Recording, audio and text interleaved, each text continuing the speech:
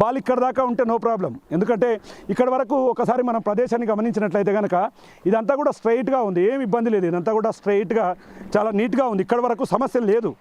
కానీ ఆ సమస్య ఎక్కడ ఉంది అంటే మాత్రం మనం కొట్టొచ్చినట్టుగా కనిపిస్తుంది.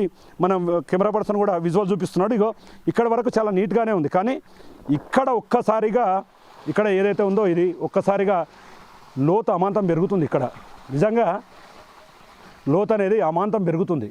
ఇంత దారుణమైనటువంటి పరిస్థితి అంటే ఇది దాదాపు ఒక మనిషి దాదాపు 10 ఇప్పటి వరకు చూసుకుంటే ఇప్పటికి నీళ్లు తీశారు దీన్ని మొత్తం కూడా.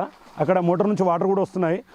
దాదాపు ఇది ఎంత ఉందంటే ఇది ఇక్కడనే ఎంత ఉంటే ఇంకా లోతులో చాలా లోతుగా ఉంది. ఎందుకంటే ఇది చాలా లోతైనటువంటిది. ఒక్కసారి మనం నిజంగా ఒకసారి పరిస్థితి ఏ విధంగా ఉందో ఒక్కసారి తెలుసుకునే ప్రయత్నం చేద్దాం.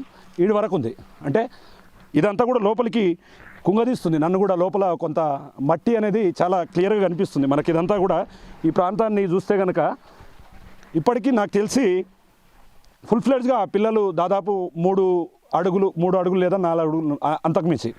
ఇక్కడ ఈ పైపుని తీసుకుంటే ఇది ఇక్కడ ఎంత ఉంది అంటే ఓవరాల్గా ఇంతే ఉన్నప్పటికీ ఆ రోజు వాటర్ ఎక్కడుంది మనకు, అక్కడ మనకు కెమెరా పర్సన్ చూస్తున్నటువంటి ఆ బండ దగ్గర ఉన్నాయి. అంటే ఆ రోజు ఇక్కడ పిల్లలు మునిగిపోవడం నిజంగా అనుమానాలు ఏమీ లేవు, దాంట్లో ఎలాంటి అనుమానాలు కూడా లేవు. ఎందుకంటే మునిగిపోవడానికి 100% అవకాశం ఉంది, అక్కడ 100% అవకాశం ఉంది. నాకే ఇక్కడి వరకు వచ్చాయి నీళ్ళు అంటే ఆ పిల్లలకు ఇక్కడి వరకు వచ్చి ఉంటాయి. ఇదంతా దాటుకు